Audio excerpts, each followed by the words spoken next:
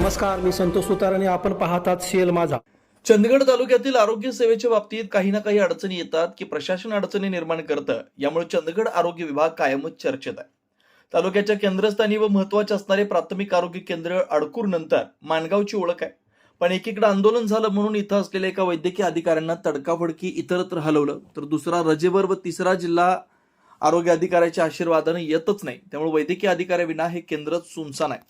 पण सद्यस्थिती पाहता रुग्णासारखे आजारी पडल्यानं परिसरातील नागरिकांना मोठ्या समस्यांना तोंड द्यावं लागतं. त्यामुळे लोकप्रतिनिधींनी याकडे लक्ष द्यावं अशी मागणी जोर धरू लागली आहे. चंदगड तालुक्यात अडकूर नंतर माणगाव प्राथमिक आरोग्य केंद्रात येणाऱ्या रुग्णांची संख्या मोठी आहे. गेल्या काही दिवसांपूर्वी स्थानिकांनी सामाजिक कार्यकर्ते ॲडव्होकेट संतोष मळवीकर यांच्या नेतृत्वाखाली आवाज उठवला. त्यानंतर आरोग्य विभागाचे उपसंचालक डॉक्टर नितीन माने व जिल्हा आरोग्य अधिकारी डॉक्टर अनिरुद्ध पिंपळे यांनी या ठिकाणी कागदोपत्री नियुक्त असणारे पण कधी पण हजर नसणारे डॉक्टर विनोद मोरे यांच्याकडील चार्ज काढून डॉक्टर प्रतीक पाटील यांच्याकडे दिला. त्याचबरोबर डॉक्टर रुपाली मजकूर यांची नेमणूक करण्यात आली. पण हे करत असताना गेले कित्येक वर्षे या केंद्राकडे फिरकले नसलेले डॉक्टर विनोद मोरे यांचं नाव माणगाव केंद्रातून कमी करण्यात आलं नाही. त्यानंतर केंद्राचा कारभार डॉक्टर ऋतिक पाटील व डॉक्टर रुपाली मजकूर यांनी योग्यरित्या चालवलेला होता. पण अनेक ठिकाणी वैद्यकीय अधिकाऱ्यांची पदं रिक्त असतानाही डॉक्टर मोरेंना या केंद्रातच ठेवण्यात आलं, पण ते कधी अद्याप माणगाव केंद्रात आलेच नाही. येथील कर्मचाऱ्यांना देखील माहिती नाही नेमके मोरे कोण आहेत. उलट त्यांच्या स्वाक्षऱ्यांसाठी घेण्यासाठी केंद्रातील रुग्णवाहिका घेऊन अतिरिक्त खर्च करून लिपिक कोल्हापूरला जातात याची खात्रीशीर माहिती सीएल माझा न्यूजला मिळाली. त्यामुळे शासनाच्या पैशाचा अपव्यय नेमका कशासाठी असा सवाल जनतेतून उपस्थित केला जातोय.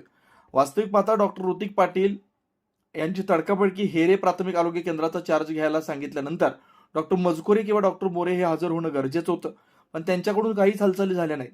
आज इथं आलेल्या रुग्णांना उपचाराविना माघारी परतावं लागतंय. त्यामुळे रुग्णांमधून संताप व्यक्त होतोय.